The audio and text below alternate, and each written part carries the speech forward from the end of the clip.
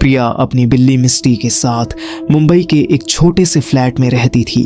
वैसे तो वो राजस्थान के एक छोटे से शहर जयपुर से थी, पर अपनी माँ की बीमारी के बाद वो अपने भाई और बहन के इलाज के लिए पैसे कमाने मुंबई शिफ्ट हुई थी। प्रिया की पर्सनालिटी बहुत ही शांत और प्यारी थी और वो एक एंटीक शॉप में काम करती थी। उसे पुरानी चीज़ें बहुत पसंद थीं, लेकिन उन पुरानी चीज़ों में से उसे सबसे ज़्यादा पसंद थी विंटेज डॉल्स। क्योंकि वो एक एंटीक शॉप में काम करती थी तो वो डिस्काउंटेड रेट्स पर अपनी मनपसंद पुरानी डॉल्स ले लेती थी। उसके घर में अलग अलग दशकों की यूनिक विंटेज डॉल्स का एक छोटा सा कलेक्शन था। एक दिन उसकी शॉप में एक एस्टेट सेल से एक खास विंटेज पोर्सलिन डॉल का कलेक्शन आया, जहां सारी डॉल्स आते ही कलेक्टर्स ने खरीद ली। एक डॉल प्रिया ने पहले से ही अपने लिए अलग रख ली थी। उस डॉल की ड्रेस डार्क मरून वेलवेट की थी, एक ऐसा रंग जो बाकी विंटेज डॉल से अलग और रहस्यमय था। वो डॉल बहुत ही खूबसूरत थी और उस डॉल जितनी असली लगने वाली कांच की आंखें प्रिया ने पहले कभी नहीं देखी थी। प्रिया उस डॉल को अपने घर ले गई। वो उस दिन बहुत खुश थी और बस उस डॉल को निहारती जा रही थी। उस डॉल की गहरी काली आंखें जो किसी को भी देख रही हों, चीनी मिट्टी का सफेद चेहरा, लंबे लंबे घुंघराले बाल और लाल मखमली ड्रेस। प्रिया ने उस डॉल को अपनी शेल्फ पर सबसे खास जगह दी, उसकी ढेर सारी फोटो खींची और अपनी बिल्ली मिस्टी को उसकी डॉल कलेक्शन के नए मेंबर से इंट्रोड्यूस कराया। पर जहां मिस्टी सारी डॉल्स को देखकर खुशी से उनके आसपास घूमती थी और उन्हें सूंघती थी, वहीं वो उस विंटेज डॉल को देखकर बहुत जोरों से म्याऊं करने लगी और अपनी पीठ को ऊपर करके फुंकारने लगी।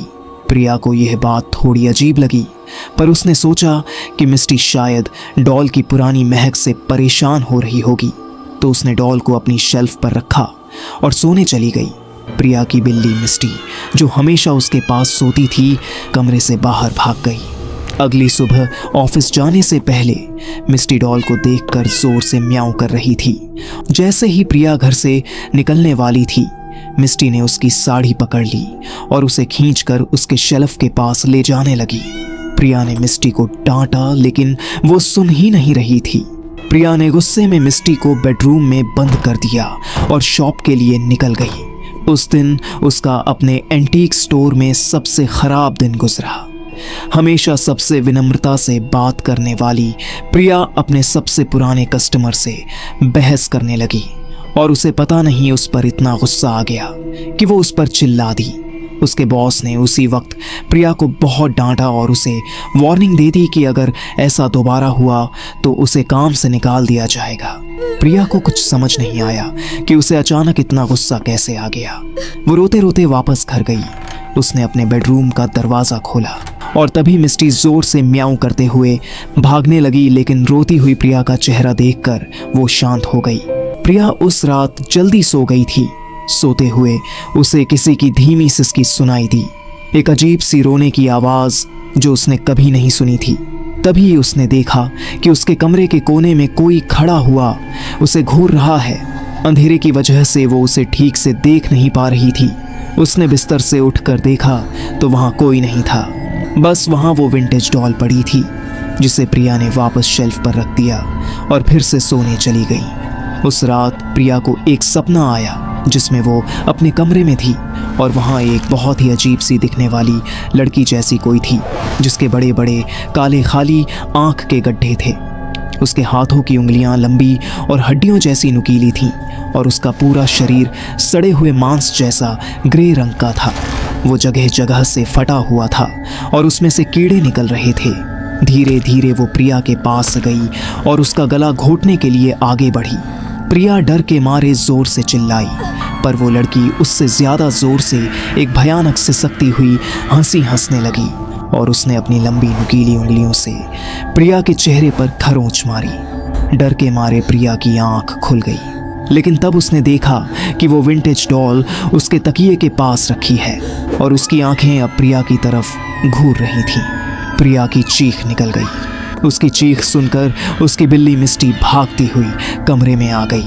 प्रिया को समझ नहीं आया कि वो डॉल जिसे उसने सोते हुए शेल्फ पर रखा था वो उसके तकिए के पास कहां से आ गई। उसने ध्यान से उस डॉल को देखा तो वो डॉल की आंखें अब एक अलग दिशा में घूम चुकी थीं, जैसे कि वो जिंदा हो।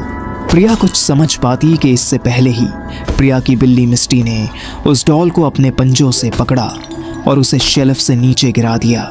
डॉल का एक हाथ टूट गया। प्रिया पसीने से भीगी हुई थी और उसका सर दर्द से फट रहा था, इसलिए उसने मिस्टी को कुछ नहीं कहा। प्रिया ने उस टूटी हुई डॉल को स्टोर रूम में बंद किया और मिस्टी को अपने पास बुलाकर फिर से सोने चली गई। जब वो सुबह उठी तो उसका सर पिछली रात से भी ज्यादा दर्द कर रहा था। साथ ही साथ उसके गालों पर 3 लंबी लाल खरोंचें आ गई थीं, जैसे किसी ने नाखूनों से खींचा हो। मिस्टी भी कमरे में नहीं थी। उसने मिस्टी को आवाज़ लगाई पर उसको अपनी बात का कोई जवाब नहीं मिला। प्रिया हॉल में गई लेकिन मिस्टी वहाँ भी नहीं थी। वो पूरा घर ढूंढने लगी लेकिन वह कहीं नहीं मिल रही थी। आखिर में वह अपने बाथरूम में गई। मिस्टी बाथरूम में भी नहीं थी, लेकिन जब उसने अपना चेहरा शीशे में देखा तो उसके गालों पर वो 3 लंबी खरोंचें और भी गहरी हो गई थीं और उनमें से हल्का खून निकल रहा था। ऐसा लग रहा था कि जैसे किसी ने रात में उसे नोचा हो। तभी बाथरूम मिरर में उसे दिखा कि उसके कंधे के पीछे कुछ भयानक सा था। एक छोटी लड़की का चेहरा जो बिल्कुल उस सड़ी हुई लड़की के जैसा लग रहा था जो उसके सपने में आई थी। उसकी आंखें काली और खाली थीं और वो धीरे धीरे रो रही थी और हंस रही थी। पर जैसे ही प्रिया मुड़ी, वहाँ कोई लड़की नहीं बल्कि बाथरूम के शेल्फ के ऊपर वो विंटेज डॉल रखी थी। प्रिया को यह अपनी आंखों का धोखा लगा। उस डॉल को तो उसने स्टोर रूम में बंद किया था, तो अब वो डॉल वहाँ कैसे आ सकती थी? बल्कि अब उस डॉल का टूटा हुआ हाथ भी ठीक हो चुका था। प्रिया अब घबरा गई थी और वो मिस्टी को आवाज़ देती हुई घर के बाहर चली गई, लेकिन वो आसपास कहीं नहीं मिल रही थी।